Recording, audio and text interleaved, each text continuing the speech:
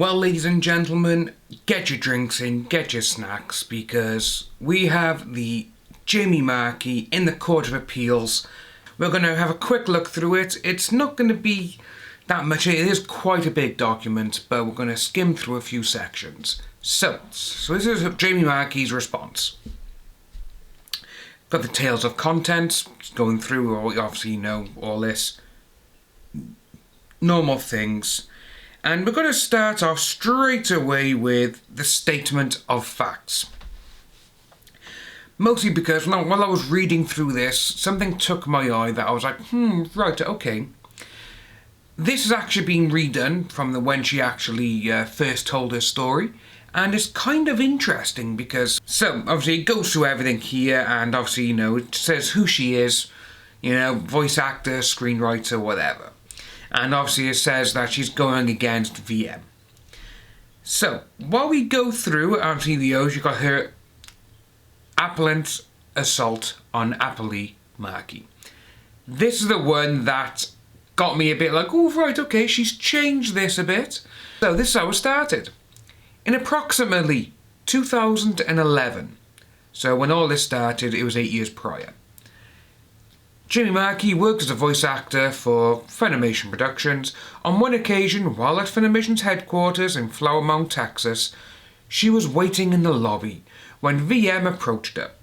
Considering that they knew each other and that is common greeting among creatives in the industry, Marchi gave VM a hug.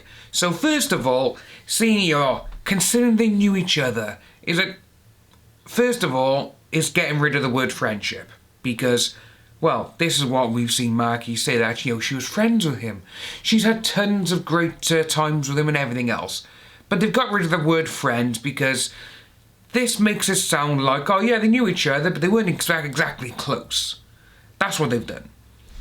And obviously he carries on, so they gave a hug. What Marchi did not, and could not, anticipate was what happened next.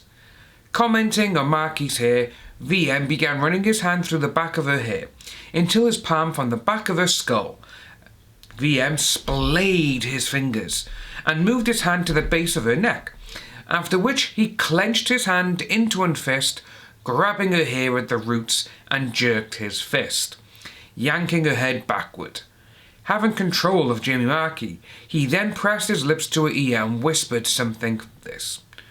Jamie Marchi doesn't remember the specific words he spewed at her that day, but she very much recalls the way she felt violated, out of control, and intimidated. So, first of all, just with all of that part there, it's like, come on. These words that they've chosen now, these are proper buzzwords to make it sound like what he done was absolutely horrible. But he said himself, he goes, no, I ran my fingers through her hair like this. That's what it is, and that's what you do. Like, oh, this hair's lovely, going like that. And with her there saying, oh, he done this to me. 2011. We got videos from after 2011 up until 2017, where they're on tour, they're doing all these conventions, and she is all over VM, not the other way around. She's all over him. We've seen it. So, at all times during this against her, she did not consent to nor want such contact as was imposed upon her by VM. Shocked and stunned by what he had done to her, she never felt safe at Funimation again when he was around. Considering that VM was one of the most ubiquitous voice actors on the convention circuit, Jamie Marchi felt that nobody would even believe her if she told her story, let alone have her career survive. Like countless before her, she kept her story to herself as a means of protecting herself from retribution or worse, further trauma. And with that there, that just goes to show that this lawyer who she's got is literally trying to make everything out to be the worst case scenario. This happened. He spewed into her ear. He said this. He said that. But the videos prove otherwise. If she didn't want future trauma, she didn't want to interact with him, and she said herself, she never felt safe when he was around. Why is she all over him at conventions, dating from 2012 onwards? The truth about VM Rumours about him had swirled in anime circles for years before her encounter. So much so that VM held a rumour panel at anime convention years ago to address the various rumours, plaguing him for much of his career.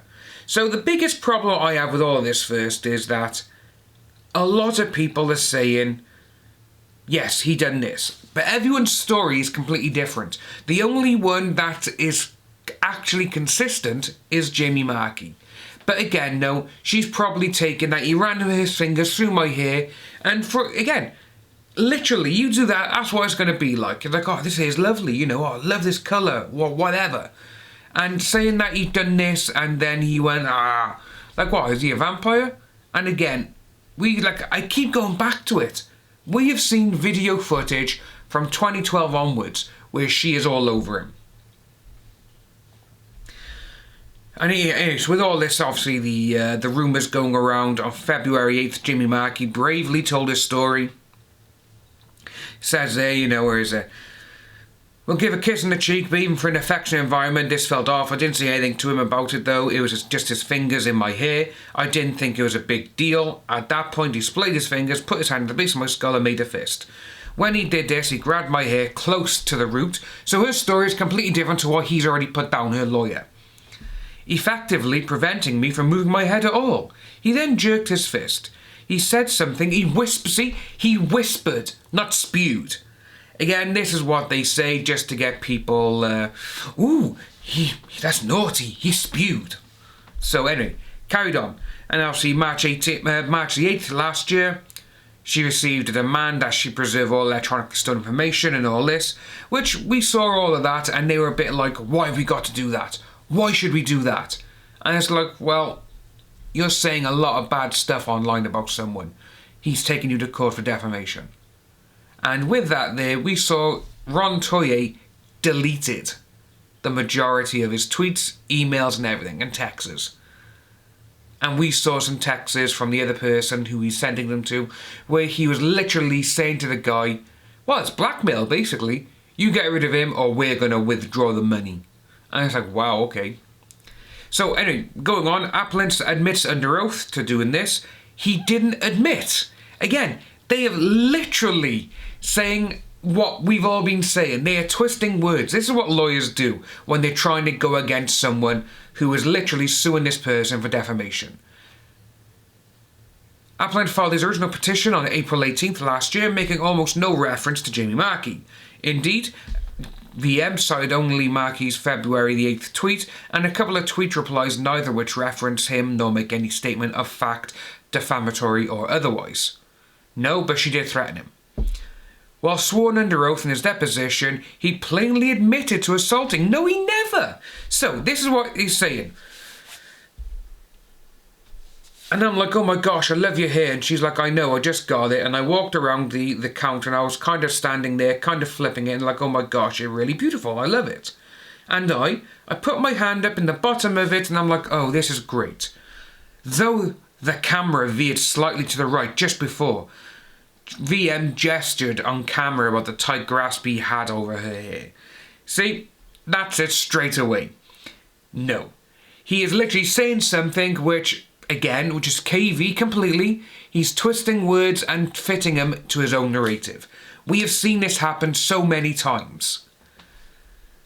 Again, going on, VM then had the audacity to interpret how he thought Marchi should have felt. It was not painful, it was not hurtful, it was not this, and it happened at least 4 or 5 years ago, maybe longer. Nevertheless, VM admits that individuals can perceive the same situation differently, and that Miss Marchi could have perceived her hair being pulled differently than VM did. So with that there, she's in the lobby of Funimation. Funimation is owned by Sony. At this time, they weren't actually owned by Sony, but Funimation have security cameras, they also have a security guard, and they have receptionists there. VM said in his deposition that, well, he was there and he had to go around the counter. So, what, the secretary's counter? Which is most likely what it is. And she's like, oh yeah, so there would have been someone else there who could have seen what happened. Where's their statement? Nowhere. Anyway, it carries on, so we've got F then. Appellant's attempt to skirt the party's Rule 11 agreement. VM gave his deposition on June 26, which we saw, but he never requested Jimmy Marchi's deposition, even though he did depose Rial and Toye. After Marchi filed a motion to dismiss to the Texas TCPA, VM on July 29th requested a continuance of the initial August 8th hearing on the same day. Though such requests were initially opposed, the parties ultimately agreed to reset the hearing in consideration of their mutual agreement to certain deadlines set forth in the Rule 11 agreement. Obviously, technical difficulties going on about all this. Missed August 30th, which we did see, and everything else. But then you had Monica and Toye, they done the same. So obviously the trial court continues. So we have to skip through a lot of this at the moment now. So, yeah, the attempts to utilise and all this kind of stuff. So then the summary of the argument. As to all appellees, but especially as to appellee Marchi, the law and facts of this case have quite simply never fallen in favour of VM or his ill-conceived claims. They're not ill-conceived because defamation has happened. There's no proof of what has happened. It's he said, she said. What I will do, I will leave a link below to the rest of it. So I will be going over the rest of it, most likely in a video tomorrow, because it is quite a bit of a big document. Not as big as the Funimation one, which I do have, but what we'll do a couple of parts for Jimmy Marchi and for Funimations. So, if you are new to the channel, please like and subscribe, hit that notification bell for future updates, and I'll see all you wonderful people soon.